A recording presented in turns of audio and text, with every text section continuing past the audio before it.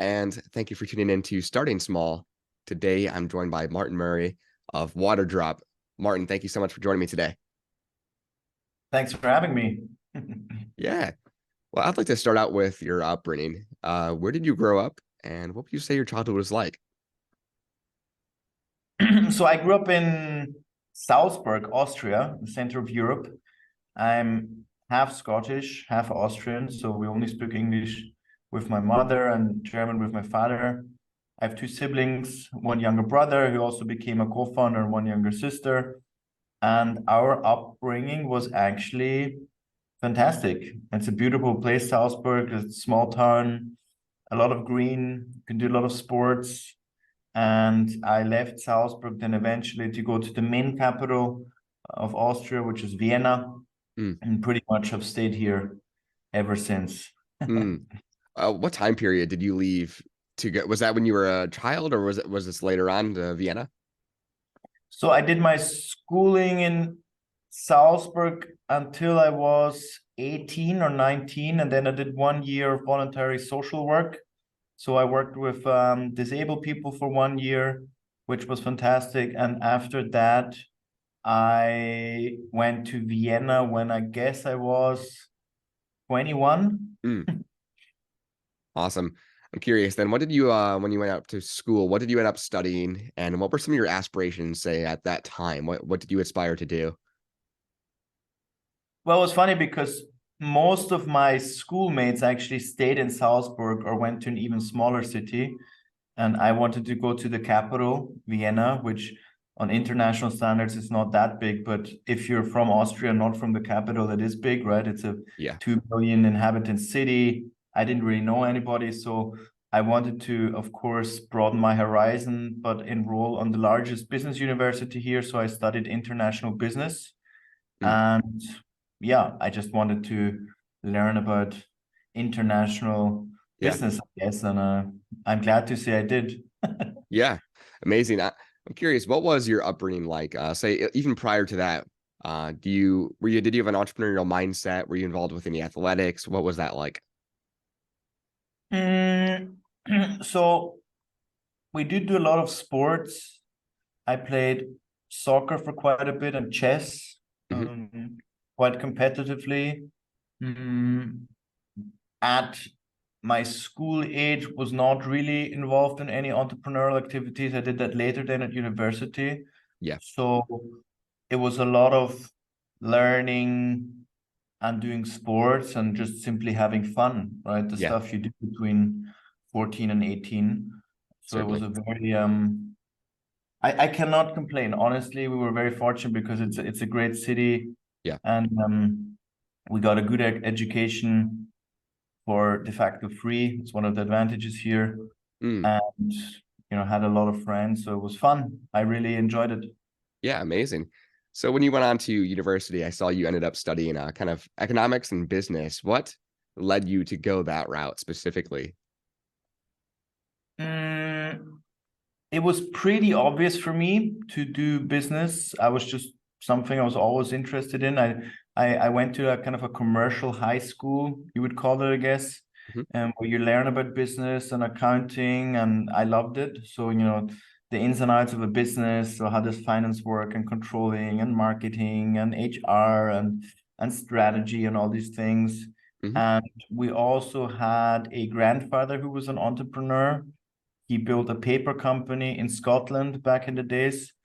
Mm, And hearing these stories about international business and negotiations and building companies, I think that was just something that was a very clear in my mind always, that I would pursue a path in business. Certainly much clearer than pursuing a path in law or yeah. medicine. That was light years away from me. So that was quite obvious. And then I decided to go to the largest city, Vienna, and do the most international degree I could. Mm, So it wasn't a big decision. I think that just evolved over time. yeah. There wasn't really a lot of doubt there. Yeah, certainly. So, following graduation there and prior to Waterdrop, what did you end up doing? I saw you got into consulting. What was this career path right after university, if you can explain? Yeah, so during university, it's a big university, VU it's called. So it's quite anonymous. Hmm. You have to do a lot of social activities to kind of structure your curriculum. So I got involved in a lot of extracurricular activities. Like we co-founded like a student consultancy called Icons, which was fun. We went to a lot of conferences. I spent a lot of time abroad. Mm. So I was in a few countries there doing semesters abroad. And then after university, the path to really implement what I had learned in business seemed to be consulting for me. Mm. And I applied to all the consultancies after university, and then eventually ended up choosing the Boston Consulting Group, where I spent then around 4 years pretty much flying around the world and trying to help larger corporations doing various things. Mm. Also a lot of fun, incredibly inspiring because you're surrounded with a lot of really, really smart people and you have to up your game. But Yeah, you also learn about what big companies are doing, or more interestingly, not doing. for sure. So I spent after university a few years doing that kind of stuff. Wow, incredible. I'm curious then, in this time frame, when does Waterdrop come into play? This kind of the concept, and what was the inspiration behind launching this 2016 timeline? Yeah, I mean, I think the buildup was I'm an avid water drinker and always was. And like for years, we've been having these discussions around the absurdity that you have this enormous industry in the world that every Mhm. single one of us touches, but doesn't really make any sense. So we were always discussing, why do hundreds of billions of dollars in sugar water still get shipped around in plastic bottles? That was like a yearly discussion, because I find the paradox quite striking that so many people speak about, flying to Mars and AI. And back then it was big data and, all these fancy things. Yep. But the reality is there's this huge thing in front of us that doesn't make any sense. So I was experimenting with healthy iced teas. I was always a big defender of the fact that people should just be drinking water. Yeah. And then I left the Boston Consulting Group and did my MBA at INSEAD. Again, the Mm. most global MBA in Singapore. So I spent a year in Singapore, which was really, really exciting as well. And the idea actually came on an airplane. And that's not Mm. a PR story. I was actually flying from, my mom was visiting. We were flying from Singapore to Hong Kong. And then on an airplane, you're always asked what you want to drink. Yeah. And I always take water. And we both had our waters in front of us, and we looked at the water, and then we were like discussing again, actually, wouldn't it be cool if we had something small that we could just drop into that water to give it a bit more, taste or functionality? Because my mom was always like, yeah, water is great, but she finds it a bit boring, etc. And that then in an airplane, it's even more striking how absurd it is to put pre-bottled things on an airplane, which are very heavy. And Yeah. then it just came to me that you could actually create something that we would later call Waterdrop, and that could really change the way beverages are sold. And then hard to explain, but Mm. you kind of just see it, right? You're like, wow, this could it's a cool product, and you can drop it into water. You can sell it online because it's so light, has zero packaging, zero CO2, or very, very little. Mm. You could individualize beverage consumption. And then when I got off the plane, the only thing I could think about is, why hasn't anybody done this before? So it was so obvious, it was so simple. Yeah. And then I did a lot of research, and then I discovered a few other adjacent categories, right? There's like powder pouches and syrup and other kinds of tablets, but nothing really that I wanted to create, or at least see. Mhm. So that was in April 2015. And since then, I've literally been putting all my energy and effort into creating this at first, and then Mm. later scaling into a global company. It's incredible. I'm curious, what did the prototyping process look like? Because you mentioned there was some others adjacent in the category, but nothing specifically like this cube shaped. Also, what did you use? What for sourcing? What did you find in the prototyping? Oh my God, that was really exhausting, but fun as well. So, I mean, the idea is very simple, right? The idea is, let's take water as a platform and let consumers make their own beverages. And then if you Mm. look into that category, you have syrup that has a kind of similar value proposition. I never liked syrup because I don't like these plastic tubes, and they're full of mostly chemical ingredients, and the customer experience for me was not good enough. I couldn't see anybody running around with syrup. I always ask myself, would you use this in front of a friend? Yeah. And the other category are like Everescent tablets that I find very elegant, because an Everescent tablet is nothing but salt and an acid that react and dissolve, but they're mostly used for very pharmaceutical purposes. They don't really have a lot of good stuff in them, and they're very, very functional, right? It's not like certainly a drink you would consider. Yeah. And then you have powder pouches, which is interesting because you can put a lot of powder into a pouch, but it's very commoditized, nothing very special. And again, the customer experience not very nice because you have to stir around and the powder floats on the top of the water. So we were like, wow, what would be the ideal case? And then what we said is, ideally, we would take the technology of Everescent technology, which is, again, very simple. I'm making things intentionally simple, but a reaction between a salt and an acid, and put as much fruit and plant extract, so the good stuff you actually want to have in a drink, on top of that, and use that as a kind of rocket fuel. That was like the conceptual idea.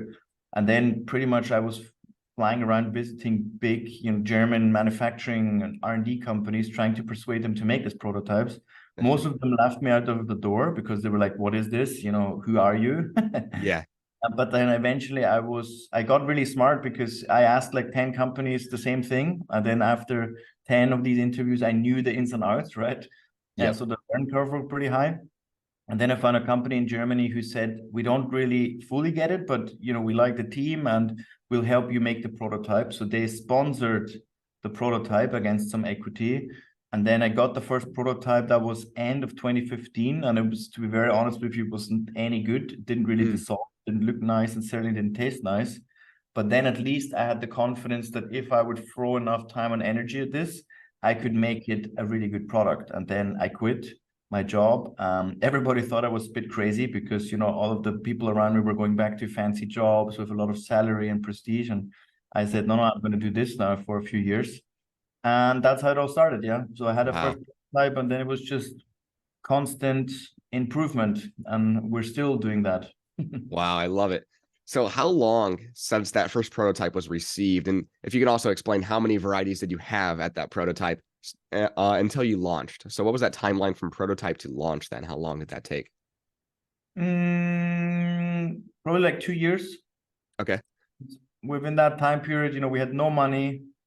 We were not experts in the industry. A lot of what we did requires a lot of technical know-how, compression technology, packaging technology, all the the food R&D, and you cannot recall, or I at least can't anymore, how often people told us this is stupid, this is not going to work, the project is over. Yeah. We always find another way to motivate ourselves and to have a new idea, because there's so many things that go wrong, right? The first step is get the recipe, like actually make fruit and plant extract. You take a fruit, you take a plant, you technically make it warm, and that gets out sugar and water. Every plant and fruit is 99% water. Yeah. Make it simple. Then you have to get it into a cube. That was very, very hard. We had to make our own machineries. We had to create machines to allow for compression to happen with natural ingredients. And then after we had the cube, we were like, okay, but how do you package this in a way that protects the ingredients so it can't go bad, but also package it in a way that you could potentially make hundreds of millions of it. So it has to be scalable. And we find a lot of smart engineers that came up with these solutions, but it was hard, yeah. And all these three parts had to play together. And even after we launched, then in early 2017, the first product was really bad. Because we had put 2 years of our life into R&D, and the fact that we had the first product made us so proud that we wanted to launch and then finally show it to consumer. Because any business school, and they taught me, at least I should have done that, but I didn't, teaches you to create an MVP, right? A minimal viable product, and test something within a niche. And if you get traction, you do more of that. We had the opposite approach because we were like an iPad, I always say, because nobody asked us to invent this. We just launched it then, and then asked consumers what they thought about it. And obviously a lot of them loved it, but a lot of them hated it. And there was a lot of polarization, which is also good. Yeah. And then we just kept going. So that was in a nutshell what we did. Wow, incredible. So in this time frame, you mentioned that consumer feedback, loved it, hated it. I'm curious, since you did initiate launch already, did you have to do some pivoting at some of your flavors to cut down any SKUs, or what did that kind of first year look like? Did you adjust at all? Yeah, no, we adapted pretty much everything. I think the first was the taste of the product. That was obviously not good. It wasn't like we said, wow, this is amazing, and the market just disagrees. There was Mhm. just there's a lot of fine balancing you need to do with a food product, especially one like that. Yeah. And you change like 0.5% of the recipe, and then it's something completely different. So balancing salt and acidity, and what kind of extracts works with what. So there was a huge pivoting there, because we launched, let's say we launched an early Alcatel, and then we got it to an iPhone 2 within Mm. 2 years, and then you go up and you have the iPhone 3 and 4, 5, 6, 7. So there's Yeah. always something to improve. And the second big part was, our initial hypothesis was that we would scale this by offering Waterdrop as a B2B solution. So Mm. we would sell to companies in big boxes and hotels, and they would buy it because they want to treat their employees well or their guests. And then people would discover the product and then rebuy online. That was Yeah. kind of our strategy, which sounded good on PowerPoint, but in reality didn't work, because companies were much, much more stingy, you say here, than I thought. So the Yeah. willingness to pay very, very low, plus the sales cycles very, very long. So we would literally be chasing accounts for weeks for like a $20 order. And after 3 months, we realized, look, this is not going to work. After 2 years of R&D, we said, hey, if we continue B2B, we're going to run out of business very early. So we pivoted to B2C. We changed the packaging. We went from a 48 box to a 12 pack, worked on the branding quite a lot, on our marketing proposition, Mm. and we opened a pop-up store then, which I Wow. think was one of our best ideas. So we would spend the entire day working in the store, speaking to consumers, like what you like, what you not like, what's your idea, what's your willingness to pay, la la la la la. And Yeah. then at the end of the day, at the end of the shift, we went to the office and worked until like midnight, 1 a.m. to on our regular stuff. So Yeah. it was very fun first year in hindsight. And we changed quite a bit of our offering, to be honest. Yeah, certainly. I'm curious. So you opened this first store up, and I know you're also in retail stores.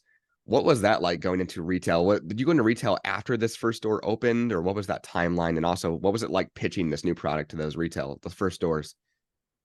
So we opened the pop-up, I think in April or May of 2017, and then our first retail partner we launched in September, so later. Mm. I think the reaction of retailers has been the same all along. I mean, the first reaction is, this is fantastic.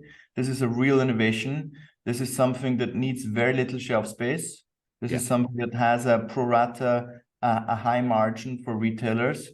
Mhm. And it's mostly in line with what retailers want to do, which is promote more products around health and wellness. So we ticked a lot of boxes back then. The question for the retailer was mostly around, okay, what's the right velocity? What are you going to support to do, sellouts? So actually the same discussion we have now, just at a different scale. Yeah. So we tested one retailer, which gave us the opportunity to improve a lot of our processes, right?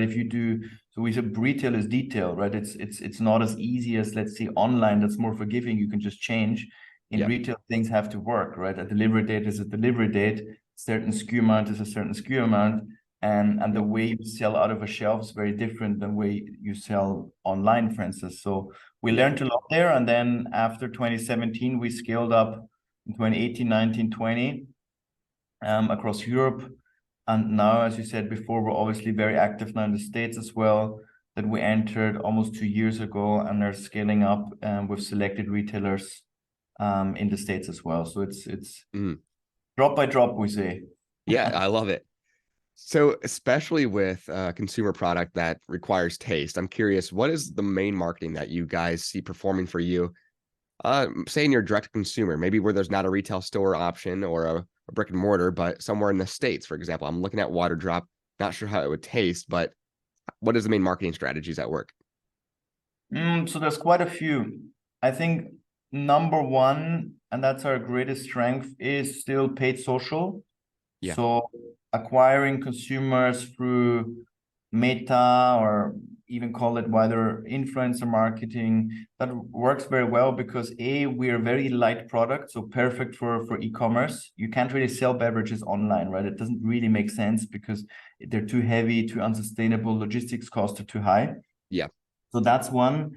And from day one, we paid a lot of attention to design, customer experience, and people like beautiful things that have great customer experience. So I Yeah. think that's the number one. We also consider friends and family as a marketing tool, if you like, because if you buy a product and you really like it and you appreciate the attention we put in and the customer service and all that, you're automatically going to tell your friends about it, which is kind of like free customer acquisition. That works very well. And then we of course have sampling at scale. You mentioned it, right? Some of Yep. the strategies we have is just get as much product out there as possible into people's hands. Yep. And then there's a lot of other things we do. We open pop-up stores around the world, also retail stores where we of course get brand awareness, but we also learn how to adapt product offering. Mm. Not every country is the same, so we adapt our marketing strategies there. Yep. We do a lot of influencer marketing, PR. Now we've also ventured into sport marketing. Mm. So we ventured into tennis, for instance, which is a perfect sport for us because there's no other sport where athletes hydrate so prominently. So we have some beautiful benches we make there where we Mm. promote our bottles. With athletes like Novak Djokovic, I mean, the best tennis player in the world, Yeah. invested into the business because, Awesome. he's fully aligned in our mission of helping people to drink more water and getting rid of these plastic bottles. Mm. So there's a lot of things, and the bigger you get, the more you have to diversify your marketing channels. But at core, it was always very, very lean, paid social, and then influencer marketing. We always tried to be as viral as possible, so get others to talk about us, right? Through Yeah. various other strategies. So those are just some of them that we do. Yeah. So taking the feedback from that marketing then, and you mentioned some other verticals that you guys have gone into regarding sports. I'm curious, can you depict the main demographic for your customer? Absolutely. I mean, we have far more than 2 million online customers, probably more like 3 now, or 2.5 at least. Mm. So we know a lot about our customers. I think that's also one of our biggest advantages because a typical beverage company doesn't have that, right? Yeah. You hire an agency to do service, but we know for our D2C part of the business. I mean, the B2B part is now really, really big as well. And what you want. And I think one way of looking at it is like the old age demography or age where you're like, okay, the majority of our consumers are still female, right? The core audience, I would say, is like, call it 25 to 50. So if you would apply these parameters, you would have a lot of consumers. Male, of course, a bit smaller, but growing faster because we're also going into more functional areas like caffeinated products or even electrolytes. Those Yep. we would say more unisex. The way we actually look after our consumers is more about customer pathways. Like, what does a consumer drink in the morning, on the commute to work, at work, coming home, before the Mm. gym, after the gym, at night, during dinner, etc. And if Yeah. you look at these use cases, we try to, with our products, capture as much attention in our consumer lives as possible. Mm. So you can look at it through like standardized parameters, but for us, it's sometimes more insightful to think through, okay, how are we integrated into people's lives? And Mm. what can we do to obviously be a big part of that, but eventually help our consumers to drink more water and Mm. refrain from using these plastic bottles. So Mhm. that's kind of the way we look at it. Just objectively, if you'd run all the data, it would be in that kind of age group Yeah.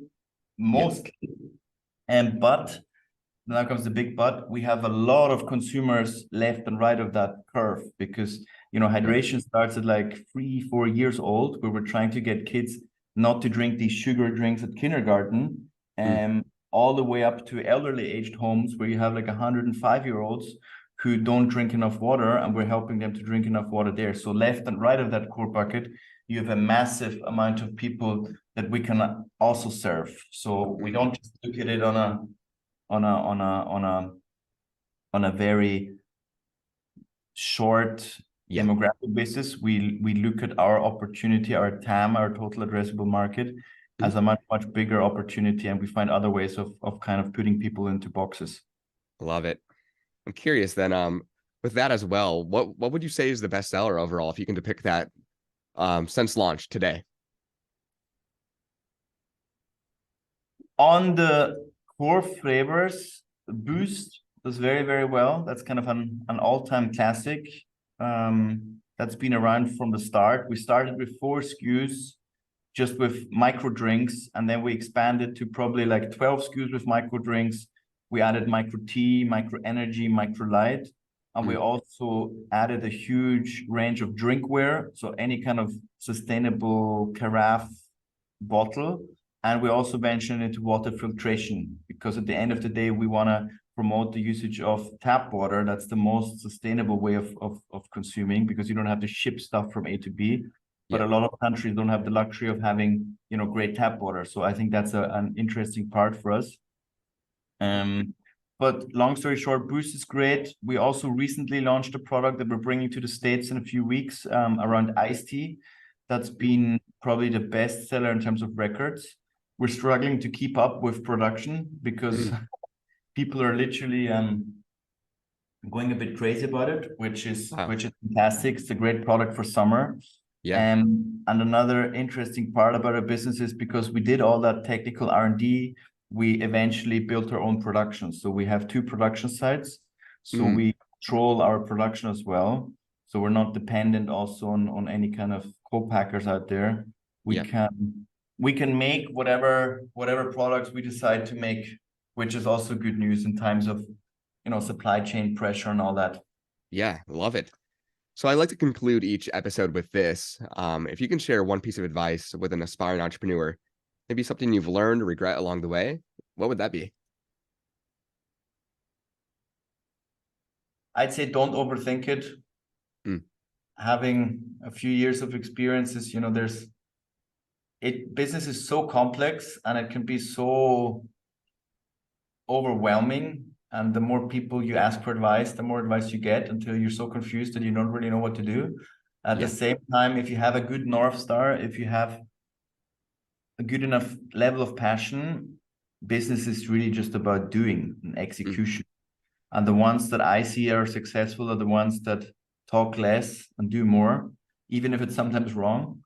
Yeah. So if you ask me for one thing, I would say don't overthink it, and really focus on the execution, and don't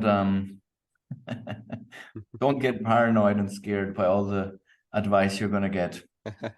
Amazing. Well, Martin, thank you so much for joining me today. And to the listeners out there, make sure to check out Waterdrop at waterdrop.com.